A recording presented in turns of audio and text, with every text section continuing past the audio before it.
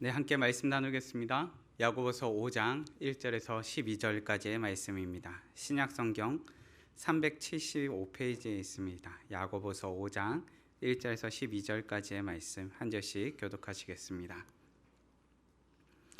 들으라 부한 자들아, 너희에게 임할 고생으로 말미암아 울고 통곡하라. 너희 재물은 썩었고 너희 옷은 좀 먹었으며 너희 금과 은은 녹이 쓸었으니 이 녹이 너희에게 증거가 되며 불같이 너희 삭을 먹으리라. 너희가 말세의 재물을 쌓았도다. 보라 너희 밭에서 추수한 품꾼에게 주지 아니한 삭시 소리 지르며 그 추수한 자의 우는 소리가 만군의 주의 귀에 들렸느니라. 너희가 땅에서 사치하고 방종하여 살육의 날에 너희 마음을 살찌게 하였도다. 너희는 의인을 정죄하고 죽였으나 그는 너희에게 대항하지 아니하였느니라. 그러므로 형제들아, 주께서 강림하시기까지 길이 참으라. 보라, 농부가 땅에서 나는 귀한 열매를 바라고 길이 참아 이른 비와 늦은 비를 기다리나니 너희도 길이 참고 마음을 굳건하게 하라. 주의 강림이 가까우니라. 형제들아, 서로 원망하지 말라. 그리하여야 심판을 면하리라. 보라, 심판주가 문 밖에 서 계시니라. 형제들아 주의 이름으로 말한 선지자들을 고난과 오래 참음의 본으로 삼으라. 보라, 인내하는 자를 우리가 복되다 하나니 너희가 욥의 인내를 들었고 주께서 주신 결말을 보았거니와 주는 가장 자비하시고 긍휼히 여기시는 이시니라. 내 형제들아 무엇보다도 맹세하지 말지니 하늘로나 땅으로나 아무 다른 것으로도 맹세하지 말고 오직 너희가 그렇다고 생각하는 것은 그렇다 하고 아니라고 생각하는 것은 아니라 하여 정죄받음을 면하라. 아멘. 잠시 함께 기도하고 우리 말씀 나누도록 하겠습니다. 하나님 감사합니다. 우리 가운데 날마다 하나님을 사랑하는 믿음의 마음을 주시고 하나님, 우리가 열방 가운데 하나님의 복음을 증거할 수 있는 믿음의 자녀로 우리를 불러주시고 복음의 전도자로 우리를 삼아주시니 참 감사드립니다. 우리가 하나님 앞에서 날마다 즐겁고 행복하기를 원하는데 하나님의 복음을 나누는 이 모든 사역들 가운데서 즐거움과 행복을 누리게 하신 것도 참 감사합니다. 우리가 하나님 안에서 날마다 복음을 나누는 것이 즐거움이 되고 복음을 나누면서 기쁨을 얻고 복음을 나누면서 하나님 안에서 참 행복해 할 수 있도록 은혜 베풀어 주시옵소서. 하나님의 따스한 손길과 하나님의 붙드신 가운데 정말 순수한 눈망울들 가운데 그 순수한 심령들 가운데 하나님의 복음이 심겨져서 놀랍도록 역사하시는 하나님의 역사를 볼 때 하나님, 우리의 마음에 참 감동이 일어납니다. 날마다 우리가 이 땅을 살아가는 가운데 그 큰 기쁨과 감격을 날마다 사모하며 살아갈 수 있도록 우리의 중심을 날마다 붙잡아 주시옵소서. 감사합니다. 거룩하신 예수님 이름으로 기도드립니다. 아멘. 우리 오늘 말씀을 통하여서 하나님 앞에 진실하기를 이라는 제목으로 말씀을 나누고자 합니다. 믿음의 성도님들, 우리는 예수 그리스도를 구주로 고백합니다. 우리는 우리의 죄를 사하신 예수 그리스도를 믿고 예수 그리스도를 믿음으로 하나님의 자녀가 되었음을 우리는 믿습니다. 우리는 하나님을 아버지라 부르는 믿음의 공동체 안에서 살아갑니다. 그리고 우리 주 예수 그리스도께서 우리의 머리 되셨다는 것을 믿음으로 고백하면서 우리의 머리 되신 예수 그리스도를 쫓아 살아갑니다. 믿음의 성도님들, 그렇게 우리는 예수 그리스도를 쫓아 살아가다 보니 우리의 삶 가운데는 변화를 맞이할 때가 참 많이 있습니다. 내가 믿는다면 나는 변화될 것입니다. 그렇게 믿음을 알 수 있는 가장 확실한 표시는 나의 삶의 변화, 나의 변화라고 말할 수 있습니다. 우리가 다른 사람을 믿는다고 표현할 때 우리에게 달라지는 것이 무엇입니까? 바로 그 사람을 대하는 태도입니다. 우리는 그 사람을 믿는다고 하면은 그 사람 앞에서의 태도부터 달라지게 될 것입니다. 우리 삶의 태도는 그렇기에 예수 그리스도를 믿기 전과 예수 그리스도를 믿고 난 후의 태도가 달라질 수밖에 없습니다. 왜냐하면 예수 그리스도를 믿고 난 다음에 우리는 이제 누구 앞에서 살아가는지를 깨닫게 되었기 때문입니다. 우리가 하나님 앞에서 살아가는 존재임을 깨닫게 된 것입니다. 그렇게 이전에는 하나님을 외면하고 하나님을 몰랐었다면 나를 바라보시고 마땅히 내가 바라봐야 될 하나님을 깨닫게 되니까 그 하나님 앞에서의 살아가는 삶의 태도로 변화가 일어나더라는 것입니다. 삶의 변화는 극적으로 일어나기도 하지만 많은 경우에는 시간을 들여서 천천히 점진적으로 일어나는 것을 우리가 더 많이 경험하게 됩니다. 극적인 삶의 변화보다 차츰차츰 일어나는 삶의 변화를 더 많이 경험하더라는 것입니다. 우리는 변화된 상태에서 예수님을 믿는 것이 아닙니다. 예수님을 믿고 나니까, 예수님을 믿으니까 변화가 일어나는 것입니다. 우리는 이것을 다시 태어난다는 의미에서 거듭남이라고 표현합니다. 예수님을 믿고 변화되고 그 변화가 우리의 삶 가운데서 드러나기 시작합니다. 그리고 그 드러난 가운데서 우리는 하나님께서 베푸시는 은혜도 경험하고 하나님께서 베푸시는 축복도 경험하게 됩니다. 나를 향하여 있던 삶의 방향이 내가 아니라 하나님을 향하는 곳으로 바뀌게 되고 하나님을 향하여 점차 나아가게 됩니다. 그렇게 우리는 매 순간의 삶 가운데 있어서 하나님 앞으로 조금씩 더 나아가고 하나님 앞으로 우리의 삶의 방향을 조금씩 더 맞춰가게 됩니다. 오늘의 본문 말씀에서 야고보는 믿음의 성도들이 어떻게 살아야 할지를 가르쳐주고 있습니다. 변화된 삶을 살아야 할 터인데 그렇게 살고 있지 못하니까 야고보는 믿음의 성도들을 향하여서 너희가 변화된 자녀로서 하나님 앞에서 살아야 함을 가르쳐주고 있는 것입니다. 예수 그리스도를 구주로 고백하는 성도들이라면 예수 그리스도를 구주로 고백하는 성도답게 살아야 할 터인데 이들의 삶의 모습을 보고 있으니까 그저 재물을 쌓기에 바쁜 것 같고 재물을 모으는 것도 세상 사람들과 같이 재물을 모으는데 재물을 쓰는 것도 세상 사람들과 똑같이 쓰고 있으니까 그 마음의 아픔이 찾아온 것입니다. 야고보 사도가 야고보가 보고 있으니까 그 가운데서 무엇이 느껴집니까? 안타까움이 느껴지고 슬픔이 느껴집니다. 그 가운데서 아픔 가운데서 무엇을 바라보고 있습니까? 믿음의 삶으로서 변화되어야 할 자녀들이 오히려 주님께서 다시 오시기를 기다려야 할 자녀들이 조급해하고 두려워하고 염려하면서 주님 앞에 온전하지 못한 자신, 정직하지 못한 자신을 핑계하는 모습들을 발견하게 되니까 그 마음 가운데 아픔이 찾아오더라는 것입니다. 믿음의 성도님들, 주님 다시 오실 그때를 온전히 기다려야 할 터인데 우리 또한 그와 같은 아픈 경험을 할 때가 있습니다. 주님 앞에 정직하기를 힘써야 할 터인데 삶의 환경 가운데 조급해지고 삶의 환경 가운데 핑계댈 때가 참 많더라는 것입니다. 오늘을 사는 우리도 많은 부를 쌓아서 나를 위해 쓰고 싶어 합니다. 때로는 그저 현실 앞에 조급해하며 걱정하는 우리를 발견하기도 하지만 연약한 가운데서 철저히 무너지는 나를 발견할 때도 있습니다. 그런 우리에게 오늘의 말씀 가운데서 하나님 앞에 살아갈 삶의 지혜를 가르쳐주고 있습니다. 본문을 통해 알게 되는 삶의 지혜는 무엇입니까? 첫째는 청빈하게 살기를입니다. 본문 1절과 3절 말씀입니다. 들으라 부한 자들아, 너희에게 임할 고생으로 말미암아 울고 통곡하라. 너희 금과 은은 녹이 쓸었으니 이 녹이 너희에게 증거가 되며 불같이 너희 살을 먹으리라. 너희가 말세에 재물을 쌓았도다. 본문은 오늘을 살아가는 우리가 준비해야 할 것이 재물이 아니라고 말합니다. 우리는 재물을 모으기 원하고 노후를 준비하면서 가장 필요한 것이 재물이라고 생각합니다. 안정된 노후, 우리가 생각하는 성공적인 삶을 그리기 위해서 재물을 더욱더 많이 쌓아야 된다라고 생각을 합니다. 그렇게 할 수 있는 대로 더 많은 부를 쌓기 원합니다. 그런데 오늘의 말씀 가운데서 야고보는 재물 쌓기를 힘쓰는 우리에게 오히려 울고 통곡하라 말합니다.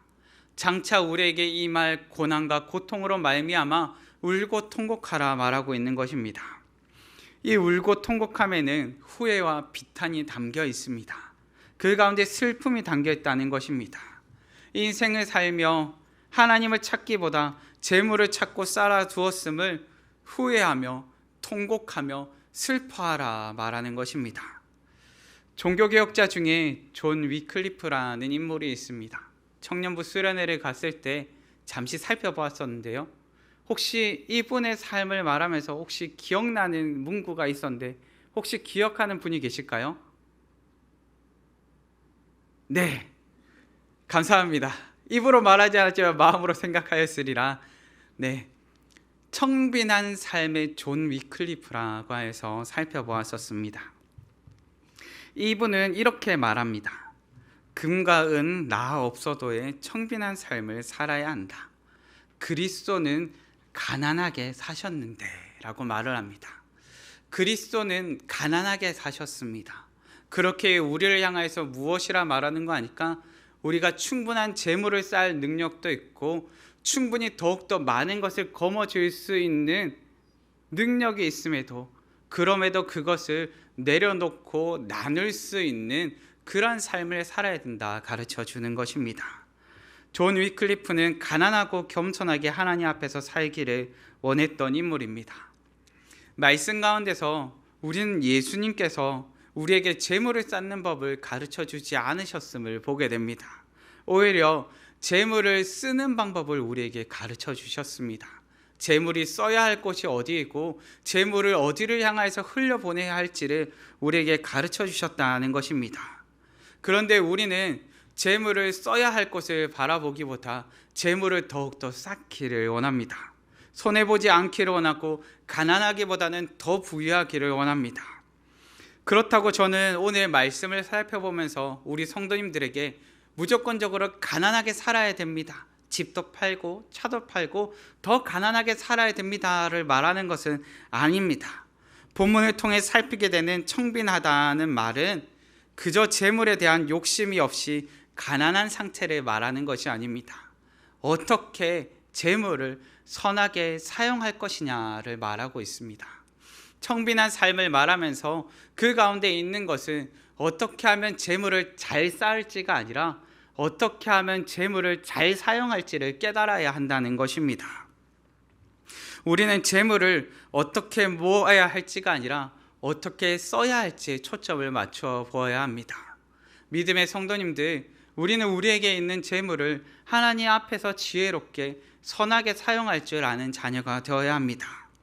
야고보는 자신이 쓸 것보다 더 많은 것을 쌓아둔 채 그저 썩게 내버려 두는 것을 금하라고 말합니다. 저도 하나님께 종종 하는 기도가 있습니다. 하나님, 내미는 손이 인색하지 않게 해주세요. 하나님, 내미는 손이 굽지 않게 도와주세요 라고 기도할 때가 있습니다. 저도 때로는 더 쌓고 싶고 더 모으고 싶을 때가 있습니다. 사실 통통해져가는 저금통을 보면서 만족감을 느끼고 보람을 느낄 때가 있듯이 저도 통통해져갈 때가 잘 없긴 합니다. 그런데 통통해져가는 모습을 보면서 보람을 느낄 때가 있습니다. 때로는 덜 내밀고 싶고 덜 나누고 싶을 때가 있습니다. 그럼에도 하나님께 저를 지켜주시기를 간구합니다. 주먹을 쥐는 것보다 주먹을 펴는 것이 어렵습니다. 모으기보다 나누기도 어렵습니다. 그럼에도 믿음의 성도님들, 우리 가운데 있어야 할 삶의 모습은 단순히 모으기를 힘쓰는 삶의 모습이 아니라 어떻게 나누기를 힘쓰는 그러한 삶의 모습이 되어야 합니다. 야고보가 말하는 삶은 가난한 삶이 아니라 선을 흘려보내는 삶입니다. 우리의 삶은 단순히 재물을 쌓기 위해 힘쓰는 존재가 아니라 어떻게 재물을 선하게 사용할 것인지를 고민하는 자녀가 되어야 합니다. 나를 위해 쌓기를 힘쓰는 자가 되기보다 하나님 앞에서 선하게 쓰기를 힘쓰는 우리 성도님들, 우리 청년분들 되시기를 간절히 바라봅니다. 하나님 앞에서 우리는 어떻게 살아야 합니까? 둘째는 마음을 굳게 하기를입니다. 본문의 7절과 8절 말씀을 세 번역으로 한번 읽어보시겠습니다. 그러므로 형제 자매 여러분, 주님께서 오실 때까지 참고 견디십시오. 보십시오. 농부는 이른 비와 늦은 비가 땅이 내리기까지 오래 참으며 땅의 귀한 소출을 기다립니다. 여러분도 참으십시오. 마음을 굳게 하십시오. 주님께서 오실 때가 가깝습니다. 아멘. 이른 비와 늦은 비는 모두 농사와 관련되어 있습니다. 이른 비는 경작을 가능케 하고 늦은 비는 아름다운 결실을 거두게 합니다. 하나님께서는 이른 비와 늦은 비를 때에 따라 은혜를 부어주시는 것입니다. 꼭 필요할 때 하나님께서 꼭 필요한 은혜를 부어주십니다. 우리에게 새해를 시작하게 하신 분도 하나님이시요, 그 새해 가운데 결실하게 하시는 분도 하나님이십니다. 하나님께서 때에 따라 은혜로 우리를 붙들어 주시는 것입니다. 믿음의 성도님들, 하나님께서 우리에게 때에 따라 은혜를 부어주십니다. 부어주시는 은혜를 누리기 위해 본문은 우리에게 무엇을 가르쳐주고 있습니까? 마음을 굳게 하라고 가르쳐주고 있습니다. 믿음의 인생은 조급할 때 무너지고 굳게 인내할 때 그 은혜를 누릴 수가 있습니다. 우리는 하나님 앞에 매일같이 기도합니다. 매일같이 식사 기도를 할 때도 있지만 매일같이 시간을 정하고 기도할 때도 있습니다. 무언가 일이 생겨서 기도하기도 하고, 무언가 우리 가운데 감사할 것이 있어서, 또한 하나님 앞에 용서를 구할 것이 있어서 그저 하나님 앞에 감격하여서 기도하기도 합니다. 그런데 기도에 응답이 될 때도 있고, 아무리 기도하여도 응답이 되지 않는 것 같을 때도 있습니다. 우리가 인생을 사는 가운데 경험하는 기도 응답이 단회적이지 않은 것처럼 우리의 기도 또한 단회적이지 않습니다. 오히려 반복적으로 매 순간 우리의 삶 가운데서 계속되는 것이 바로 기도여야 합니다.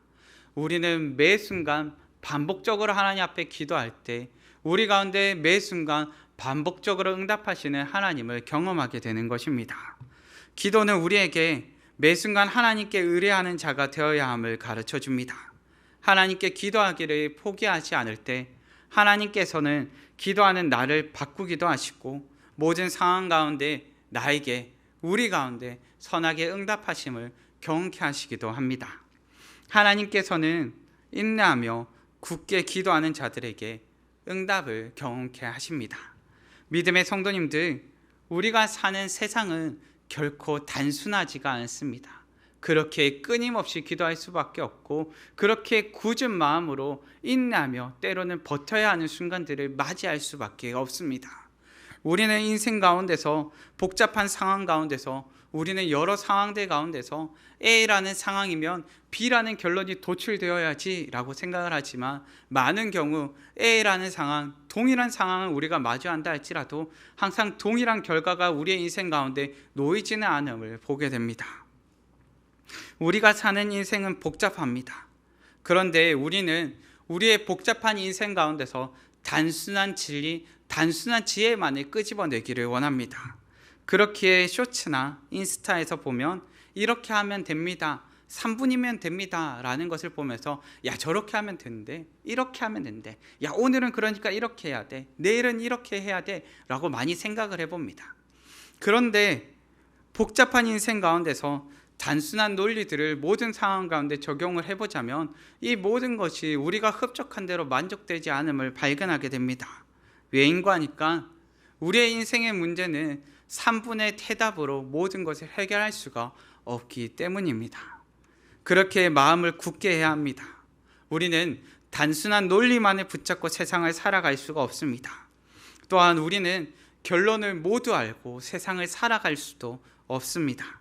우리가 알고 있는 것은 인생의 해답이 우리에게 있지 않으며 인생의 지혜자는 내가 아니라는 것입니다. 인내하며 마음을 굳게 하십시오. 등산하며 산 꼭대기에 힘겹게 오르러서야 지나온 길을 바라보면서 내가 걸어온 길이 어떤 길인지 알게 되듯, 주님 다시 오실 그날이야 우리가 살아온 인생의 길을 마침내는 깨닫게 되고 알게 될 것입니다. 마음을 굳게 하십시오. 하늘을 우러러보며 비가 올 때를 굳게 기다리는 농부들처럼 마음을 굳게 오늘을 사는 우리 성도님들 되시기를 간절히 바라봅니다. 본문을 통해 알게 되는 삶의 지혜 셋째는 하나님 앞에 진실하기를입니다. 본문의 12절 말씀입니다. 내 형제들아 무엇보다도 맹세하지 말지니 하늘로나 땅으로나 아무 다른 것으로도 맹세하지 말고 오직 너희가 그렇다고 생각하는 것은 그렇다 하고 아니라고 생각하는 것은 아니라 하여 정죄 받음을 면하라. 아멘. 믿음의 성도님들, 하늘을 우러러보면서 우리에게 중요한 것은 무엇이겠습니까? 하늘을 우러러 한 점 부끄러워 먹기를 바라는 것입니다.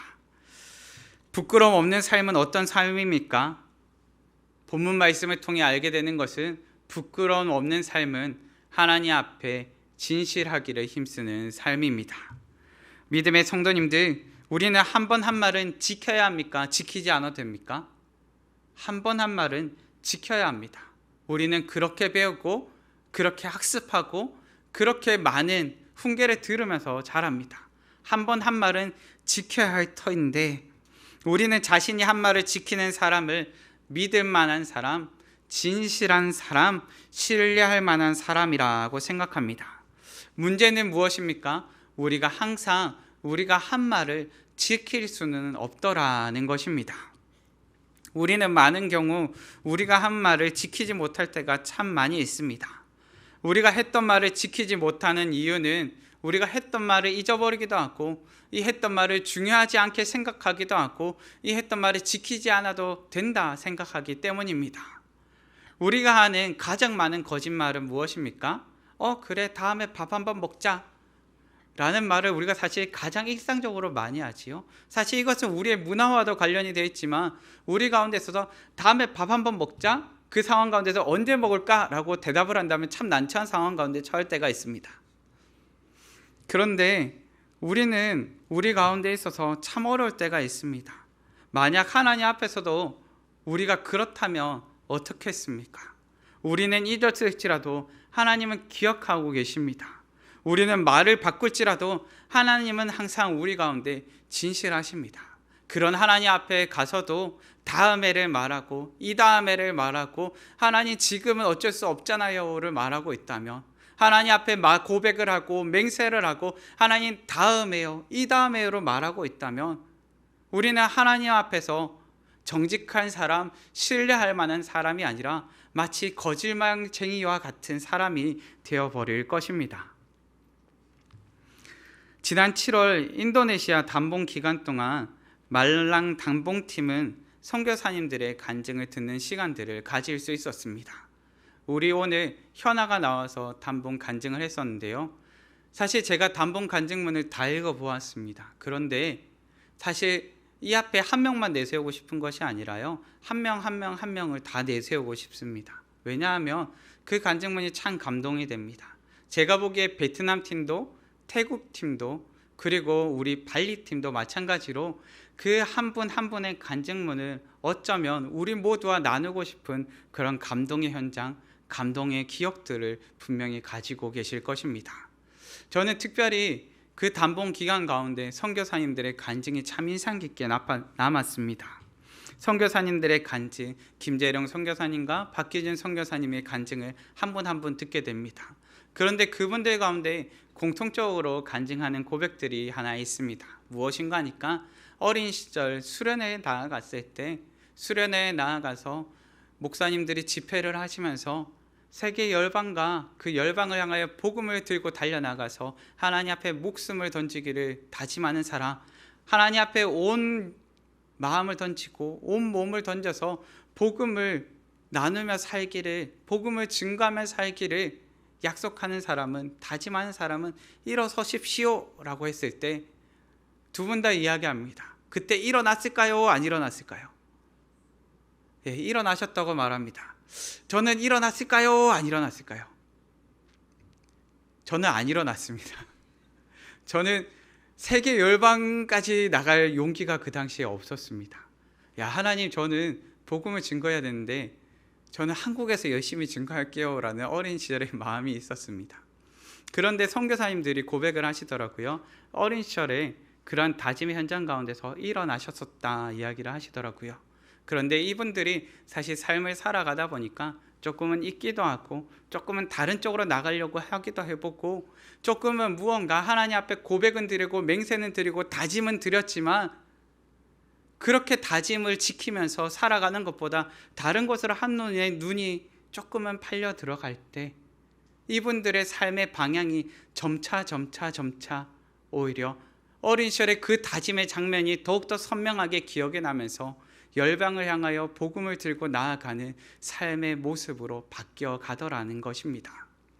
어린 시절에 나는 고백하였고 어린 시절에 나는 다짐을 하였었지만 나는 삶의 현장 가운데서 잠시 잊고 살았었는데 하나님께서는 기억하시고 나를 하나님 앞에 진실한 삶의 현장으로 이끌어 주시고 붙들어 주셨다는 것입니다. 물론 어린 시절 수련회에서 일어났던 모든 사람들이, 다짐하였던 모든 사람들이 선교를 나간 것은 아닙니다. 그럼에도 하나님 앞에 진실하도록 하나님께서 선교사님들을 붙들어 주셨다는 것을 우리는 발견하게 됩니다. 하나님께서는 우리를 하나님 앞에 진실하도록 붙들어 주십니다. 본문에서 가르쳐 주는 것은 하나님 앞에 맹세하지 말라는 것이 아닙니다. 하나님 앞에서 어떤 맹세도 필요 없을 진실한 사람, 하나님께 붙들린 사람이 되라고 말해주는 것입니다. 하나님 앞에 진실하게 사는 사람들이 하나님께서 베푸시는 축복을 받아 누리게 될 것입니다. 믿음의 성도님들, 하나님 앞에 진실하기를 바랍니다. 하나님께서는 우리가 하나님 앞에 진실하기를 원하십니다. 말씀을 정리하겠습니다. 오늘 사는 우리에게 본문이 가르쳐주는 지혜는 무엇입니까? 첫째는 청빈하게 살기를입니다. 나를 위해 쌓기보다 하나님 앞에서 선하게 흘려보내기를 힘쓰는 자녀 되기를 바랍니다. 둘째는 마음을 굳게 하기를입니다. 세상은 결코 단순하지 않습니다. 하늘을 우러러보며 인내하며 마음을 굳게 하시기 바랍니다. 셋째는 하나님 앞에 진실하기를입니다. 하나님께서는 우리가 하나님 앞에 진실하기를 원하십니다. 오늘을 사시는 믿음의 성도님들, 우리 성도님들께서는 하나님 앞에 어떻게 살기를 원하십니까? 저는 우리 성도님들께서 하나님 앞에 진실하게 사시기를 간절히 바랍니다. 하나님 앞에 진실하게 살 때 점차 예수 그리스도를 본받아 청빈하며 굳거나 믿음의 삶을 살아가게 될 것입니다.